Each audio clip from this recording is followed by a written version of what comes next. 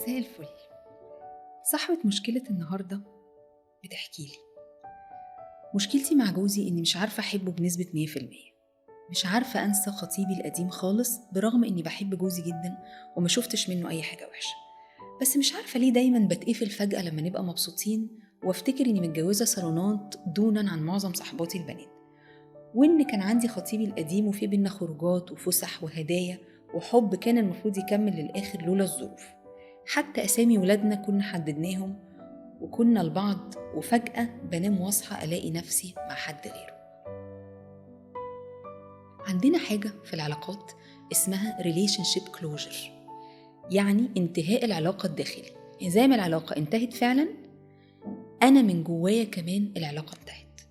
بس relationship closure ده ما بيتحققش لو حصل حاجة من اتنين، يا إما أنا مش عارف فعلا أسباب انتهاء العلاقة دي إيه، يا إما أنا مش متقبل انتهاءها.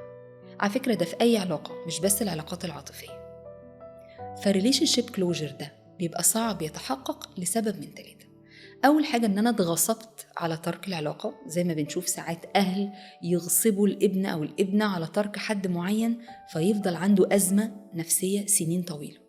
الحاجة التانية لو الشخص اختفى فجأة من غير أي أسباب أو مقدمات ومعرفش إيه اللي خلى العلاقة دي تنتهي، فابدأ أشك في نفسي وأشك في العلاقة ويهزني هزة جامدة. الحاجة التالتة لو أنا مش مقتنع بالأسباب اللي الشخص عايز يتركني عشانها أو إن العلاقة دي تنتهي عشانها، وده ساعات كتير بيحصل لما الإنسان يبقى عايز يترك ويقلب ده على اللي قدامه، فيطلع القطط الفطسانة زي ما بنقول، وإن الأسباب كذا وكذا وكذا، وبيكون ده سبب غير الحقيقي، فالطرف التاني مش مقتنع بيسيب وهو مش مقتنع. ده بيسبب تعقد للوجع، أو الوجع بيبقى complicated، لأن فوق وجع الفقد بيبقى فيه وجع إن relationship closure ده ما تمش، ما حصلش، والوجع ده ممكن يستمر سنين طويلة. أنا دايما عندي قناعة إن الإنسان محتاج يستأذن بمنتهى الرفق والحنية والرحمة في البعد قبل ما يستأذن في القرب.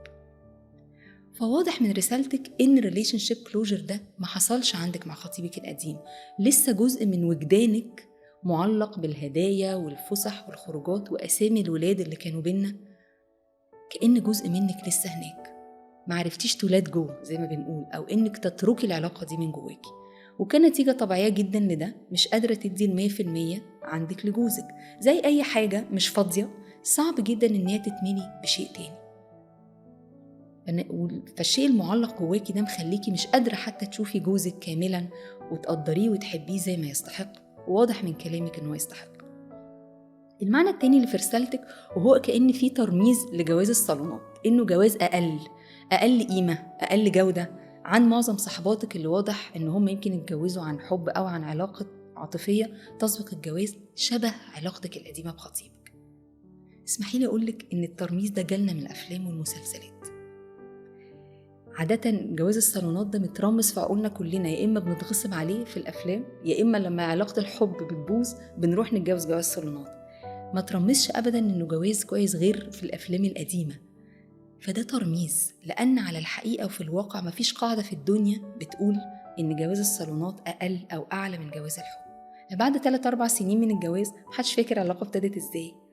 الفيصل هو الجهد المبذول والاستثمار والرحمة والمودة وأخلاق الشخص اللي عايش معاكي، هو ده بس اللي بيقول الجواز حلو ولا وحش، مش إنه ابتدى إزاي خالص. فدي حاجة تانية محتاجين نشوفها مع بعض، إن جوازك مش أقل من صحابك ولا حاجة، بالعكس ممكن يكون أرقى وأحلى وأرحم وأسوأ. العبرة كلها إن أنت تقرري إن أنت تستثمري قلبك وعقلك كله في العلاقة دي بعد إن شاء الله ما تحصلي على الريليشنشيب كلوجر، ممكن من خلال جلسات مع حد متخصص في العلاقات، أو من خلال شغلك أنت على نفسك إن أنت تقبلي وتتقبلي فعلا إن هي انتهت. لأن اللي أنت متعلقة بيه ده فصل واحد من القصة وهو الخطوبة. يعني لو العلاقة كلها قصة، الخطوبة فصل واحد من القصة. احنا منعرفش خالص القصة دي كانت هتكمل ازاي مقارنة بالقصة الرحيمة اللي انت عايشاها مع جوزك. والله أعلى وأعلى.